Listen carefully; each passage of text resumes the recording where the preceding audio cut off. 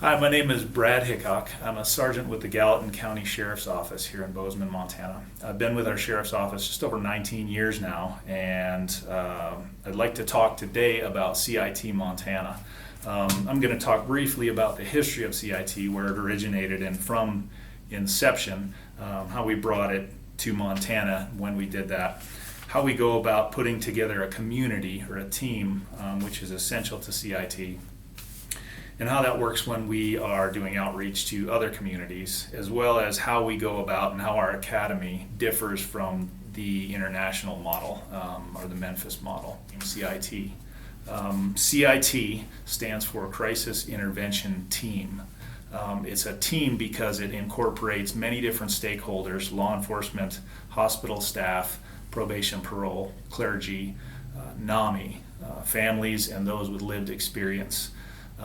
It helps law enforcement officers, who are typically the first responders that are going to come to assist or de-escalate someone who's in crisis, and help them with resources to better deal with their lived experience. CIT, at its inception, was a way for law enforcement officers to better understand, better empathize, and have compassion for those that they were responding to, due in a large part to the outcry for heavy-handedness in the way that they dealt with calls involving folks with lived experience with mental illness. The program, from where it began, and after the first few academy classes, began to change the way that law enforcement officers in particular responded to folks with experience in mental health crisis. The results after the first year of academies were that transportation of individuals to state hospitals decreased. Experiences were less dangerous, or injuries were lessened by a substantial degree, both to law enforcement officers and those with mental illness that were in a crisis. SWAT call-outs were decreased substantially, and involuntary commitments decreased overall. In Montana, a board was formed and founded in 2012, several years after CIT had already been in practice, but there was a need for that team dynamic to continue, so we had input from as many different stakeholders within the state of Montana as we possibly could. The board of directors has 13 seats, consisting of county government, state government, NAMI, law enforcement, mental health professionals, and an executive director or statewide coordinator. In defining CIT, it stands for Crisis Intervention Team, based on having all those stakeholders present and involved in the process, not crisis intervention training. Training is a big part of it, but we emphasize the need going forward to keep the cohesion and the communication together among all those stakeholders as a team, to put on their own local training that has that much better an impact on their community. The specific goals for crisis intervention here in the state of Montana, since inception in 2012 of the board, is to try and push the message of consistency of the training, while at the same time making it incumbent upon local communities to put on their own trainings, so that the resources that are being utilized and the people that are involved and what's available in the community is all pertinent and is all consistent, instead of bringing in outside folks to conduct an academy class where they might not be aware of all the resources, or might talk about resources that are unavailable in that particular community. In an academy class, it goes through crisis de-escalation, diversion from the criminal justice system, which is a key component of CIT, diversion from the state hospital, and uses local resources to help with recovery and long-term, so that we deal with crisis less often. It gives consumers tools for long-term wellness in that community and improved quality of life overall. In establishing your own community for CIT, what at a bare minimum is needed are a lead law enforcement coordinator and a partner that's a lead mental health coordinator. Those folks have to be particularly interested in the system and in helping those that struggle with mental illness and to better cooperate with law enforcement and every other entity to make sure that we achieve a common goal. A law enforcement officer or a mental health professional shouldn't be selected based on having been told that this is what they're going to do. They should have a desire and a willingness to do the system like it should be. There also needs to be a care facility in place, whether it's in that community or in a system where it uses another facility that is available for a drop-off that's an alternative to a detention center or a hospital. For CIT to work within your community, there has to be administrative support from each boss of whatever entity those coordinators work for. They have to be fully supportive of the time that it takes not only to put on academy classes, but in the long term what it takes to maintain a team within that community. A traditional academy that was developed by CIT International based on the Memphis model is 28 hours of lecture in PowerPoint, 6 hours of scenario-based training, 2 hours of empathy building, and 4 hours of contact with individuals suffering from mental illness. The CIT International model is something that we strive to maintain, that 40-hour academy class plus to get certified and to maximize our exposure, our empathy building, and all those different aspects. But the way that we have run our academy has changed over the years and has helped us by emphasizing the best practices for adult learning. We incorporate 4 hours of lecture by local resources, 20 hours of scenario and repetition-based training based on adult learning models, 3 hours of empathy building, and 8 hours of contact with individuals suffering with mental illness lived experience. Particular to our style of lessening the lecture time and increasing the repetitions of good practice for how to communicate with individuals that are struggling with mental illness crisis is that we incorporate the adult learning model where we have small groups and start with kind of the crawl, walk, run approach. Everything that we say, our style of communication that we found to be best in active listening, and what we say in that we set our agenda aside and listen to what the consumer is saying. We go through practice sessions throughout that 40-hour week, leading up to the final day of scenarios to pass the accredited course for communicating. Based on that crawl, walk, run style, we have scripts for how we de-escalate a situation.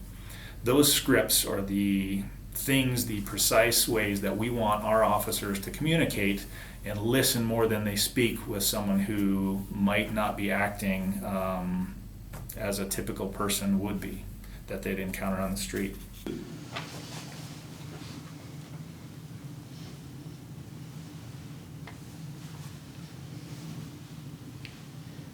593641. Can you send me back up, unit?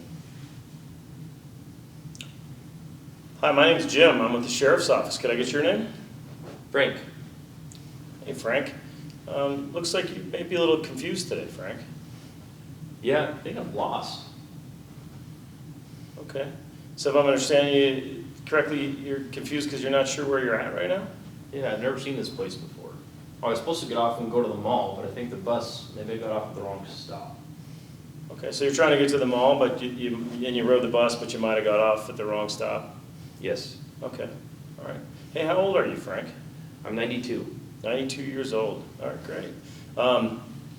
Do you know what day it is? I think today's Monday. Is it Monday? Okay, well, I don't know. It's not quite Monday, but all right. Do you know where you're at? I honestly all? don't.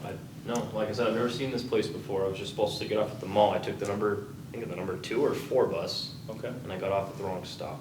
Okay. Do you have a regular doctor that you see, or you see anybody that helps you daily, or a manager manages your case? No, I take a bunch of medications, but they're all back at the springs over there across from the interstate. That's the home I currently live in. Okay. All right, so you're staying at the springs across the interstate? Yes. Okay. Do you have any family in town? I do have my sister, but I think she lives like 20 minutes away towards Belgrade. Okay. Is there somebody at the springs that I can contact for you to have you come pick you up, or your sister? Yes. Yeah. Which one would you prefer? If you can get me back to the springs, 'cause like I said, I always miss my stop, they can maybe contact my sister and she can come help me out. Okay. So you're all right if you just hop in the car with me and I take you back to the springs? Yep. Okay, great. Let's do that. Yeah. So the 40-hour academy is the initial training for CIT officers. During this week, they are presented with local resources, folks that we know are experts in their fields, from NAMI to folks that work at the VA with veterans, with folks that have experience with different mental illnesses, with diagnosing those mental illnesses. They receive education on those diagnoses, on specific medications that might be used that would be indicators of a diagnosis. They get education on those types of things, on signs and symptoms that might indicate to them, without diagnosing a person, what they might struggle with. They have scheduled tours of mental health facilities that are in that local area or that they might utilize in their community. And they have consumer contact as much as possible so that they can hear about the lived experience of those that are struggling with mental illness or that struggle with mental illness in their lives. And they have an overview of resources and how to go about getting those resources to the people that might be in need. During a 40-hour class, it's broken down into blocks. From the intro, we have NAMI and folks with family and consumer perspective that come and present at the first part of that week to set the stage for that empathy building before they begin doing all their skills work. We start with safety considerations after that, and the introduction of the adult learning tactics in small groups and how that's going to work throughout the week. A big part of that safety considerations block of learning is that we need to instill in our officers that safety is still priority, is still number one, while supporting a heavy dose of empathy and compassion in what they do and how they communicate, not so much what they say, but how they say it. Next, we begin our voices simulation. This is also part of the empathy piece to help officers and those that are going through the class understand what it might be like to live through a couple of hours of what someone with lived experience that might hear voices would experience on a daily basis, and how that divides your attention from daily tasks and makes them that much more difficult. Then we go over disorders and have experts come through and explain different thought disorders. And lastly, for that day, we go through use of force considerations. If there are less lethal methods to come to a safe conclusion of whatever call they might be dealing with, even if it means that they'll end up taking that person into custody.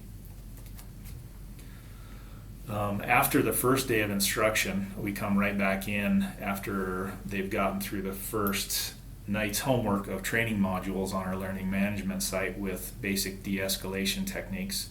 We go through practice repetitions, both off and on script, before they are ready to go full speed with live acting and try and do the same thing, de-escalate a situation that begins pretty ramped up.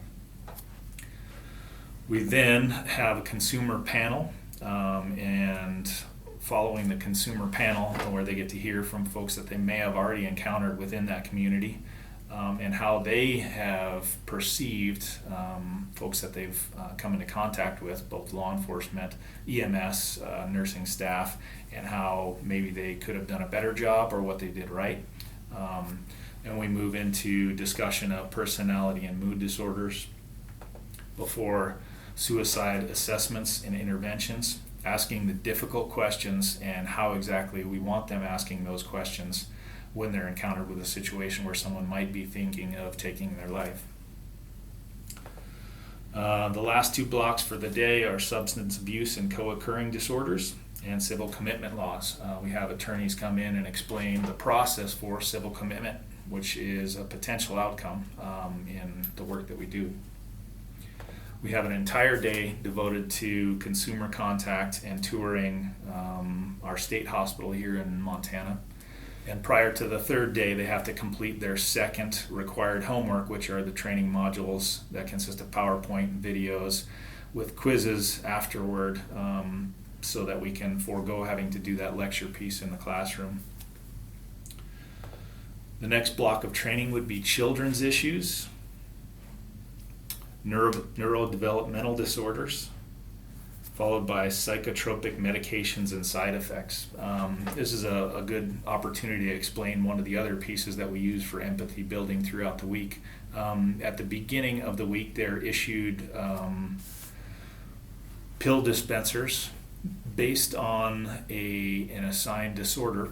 They have to fill their pill dispensers with random items that they have to remember when, how often to take, and have to take that throughout the week. This helps to build empathy for folks that might not have any idea what it's like to live through a situation where you have to remember to take those things, and that's not as easy as us just asking them, well, why don't you just take your medications? Folks that have to remember to take them and how often, and sometimes it's a money consideration if they can't afford to take their medications to normalize their behavior. It's not necessarily their fault. And it puts that into perspective for our academy class. Following these, we do scenario practice that's completely off script, and again in the small groups with coaching to stop if they skip a step or make a mistake, to make sure that they're employing correct distance for safety considerations, to make sure that they are exercising empathy and they are doing so in a way that conveys that they truly mean it. Following that, we do a resource drill where we present or give the class our resource guide and how to best convey or plug persons that might need them into resources that are available to them. For the last piece of the day, we have a panel come in to give the class some exposure to those that live with PTSD or TBIs. For Friday, the first part of the day, which is a huge undertaking, is running every class member through scenarios. There are 5 scenarios that we run them through. This requires a lot of heavy lifting as far as volunteers from the community that come in, typically that have already graduated the class, so that they're good actors in these scenarios. And they have to pass each and every one of the scenarios before passing the class. So a big part of what makes CIT Montana successful, or what keeps it successful, is the communication of coordinators between communities. So in your community, you're responsible for putting on your own academy class. We also require that coordinators throughout the state in different communities come to assist at least one additional academy class throughout the state to make sure that coordination piece is maintained, to make sure that consistency is there in presentation, and also just build on the relationships that we have in CIT Montana across our state. We also, in addition to having to put on your own academy class every year, help with someone else's class or shadow that class and give them help. The outreach that we do to our community might be in presentations that we give to nursing classes or at a library to the public. We also require that our coordinators attend every 2 years a coordinators conference where we update our material. We talk about things that are new ways of handling situations, new ways of educating during our academy, or changes that have occurred, legal changes, or how we go about implementing new videos or uploading new material to our website. With that, I'll go through for you a quick overview of our learning management system that we use to mitigate some of that time spent in the seat getting lectured to, and allows people to do that in their own time, click through slides, videos that are preloaded so that they can learn at their own pace, and they can take tests at the end of each learning module to make sure that they know the material inside and out before coming into the classroom and wasting time in there that we could be used working on small groups. That learning management site is also a way for communication between communities and to keep conversations going with the change in the social atmosphere, both for law enforcement, for hospitals, what we might be encountering, or things we have to troubleshoot at any time. So the learning management system that we use for CIT Montana has many functions that we take advantage of to help reduce the time that we spend in the classroom, so that folks that attend the academy can learn at their own speed and get all the content that we need to have them learn on the front end, so they can come into class and not have to sit there and get lectured to. We have a calendar that will help navigate when our events are going to be throughout the state.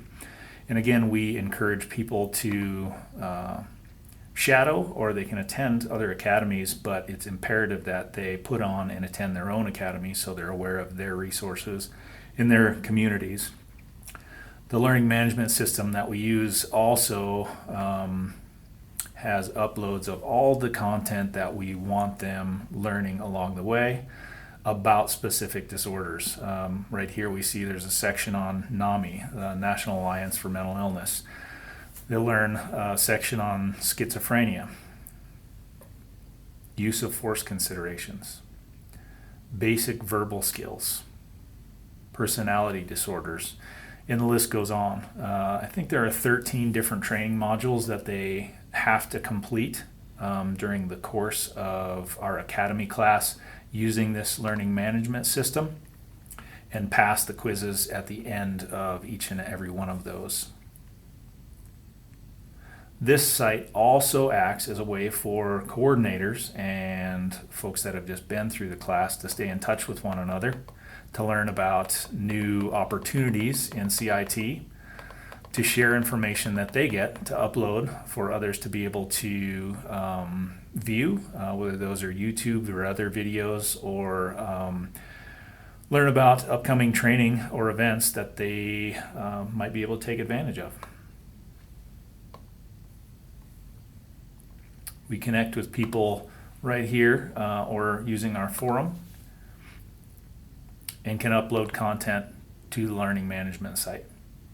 This helps us to keep up to date with other communities, what they're doing, making sure we're all on the same page, and also resources that might be available that we didn't know about.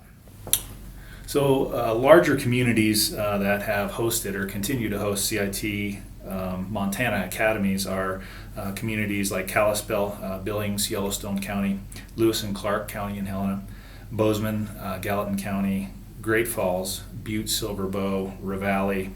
And those teams are pretty strong. They have a lot of their own resources that they can dedicate to maintaining their team, and they can route folks to other communities in Montana, and where we've, as CIT Montana, have reached out to smaller communities that might not have the resources, and we try and rely on kind of a hub system to where they utilize resources in adjacent communities, even if they might not have a facility that can house someone who's struggling in a mental health crisis. They can learn how this system works, and they can shadow another team at their academy. And utilize the resources by just traveling a short distance into the next county or the next larger city to get those resources.